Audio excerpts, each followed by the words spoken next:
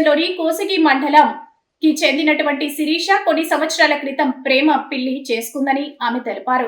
అయితే ప్రేమ పెళ్లి చేసుకున్నప్పటి నుంచి భర్త వారింట్లో వేధింపులు పెట్టారని శిరీష రోధిస్తూ తెలిపారు. అయితే నా భర్త మద్యంకు బానిసై అనారోగ్యంతో మృతి చెందాడని భార్య వాపోయింది. అయితే భర్తను పోగొట్టుకున్న భార్య శిరీషను తమ పుట్టింటికి వచ్చినానని ఆమె తెలిపారు.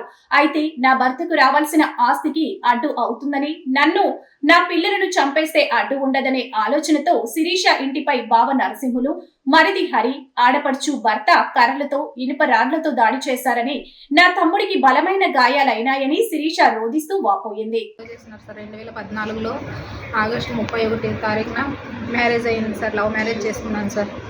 అప్పటి నుంచి నువ్వు లవ్ మ్యారేజ్ చేసుకున్నావని ఇబ్బందుల్లోనే చేస్తున్నారు సార్ వాళ్ళు. మమ్మల్ని అసలుకి సరిగ్గా చూడుకోకుండా ఉండడము. నా భర్త కూడా తాగుతుండే సార్. ఇంటి సంసారానికి తెచ్చేయటం లేదు. అరేంజ్ మ్యారేజ్ చేసుకున్న వాళ్ళని ఒకటి ఇంట్లో పెట్టుకుంటాం, మిమ్మల్ని పెట్టుకోము, మీరు చేసుకోవాల్సిందే, మీరు సపరేట్ పోయి అని బయటికి దెబ్బేసినారు సార్. ఒకసారి ధనంజయ్ సార్ ఉన్నప్పుడు కూడా స్టేషన్ దగ్గరికి నేను నా భర్త వెళ్ళినాం సార్.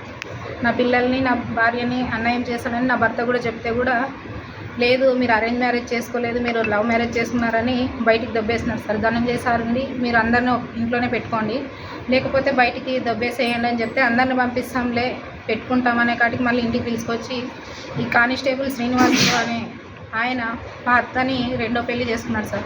ఆయన ఉండి మీరు ఎందుకుంటారు, మా ఇంట్లోనే ఉండకూడదు, వాళ్ళు ఉంటే నేను ఇంటికి రాను, బయటికి పంపించేయండి, లవ్ మ్యారేజ్ చేసుకున్నారు కదా వాళ్ళు ఎందుకు, అరేంజ్ మ్యారేజ్ చేసుకున్న వాళ్ళు ఒకటే ఉండాలా, మనల్ని చూసి రాలేదు కదా, వాడిని చూసి వచ్చి ఉంటుంది, వాడిని అడుగుతుంది ఏమన్నా కూడా, మనకు సంబంధం లేదు, వాడు తాగుతాడో ఉంటాడో వాని ఇష్టం అది అని బయటికి పంపించేస్తారు సార్. ఇంట్లో పెట్టుకోకుండా చనిపోయినాడు సార్. హాస్పిటల్, గవర్నమెంట్ హాస్పిటల్కి రాయచూరు దగ్గర పిలుచుకోపోయినారండి సార్. మాకు కూడా తెలియదు, ఏమైనా మ్యాటర్ కూడా చెప్తుండలేదు సార్. వాళ్ళు ఎక్కడి దగ్గరికి వస్తారు మా దగ్గరికి, వాళ్ళ దగ్గరికి అవుతారు కదా, ఆస్తి వీళ్ళకి అవుతుంది కదా, దూరమే పెడదాము అనే కాటికి ఇది చేసినారు సార్. మాకు ఏం సమాచారం తెలియనిస్తుండలేదు సార్.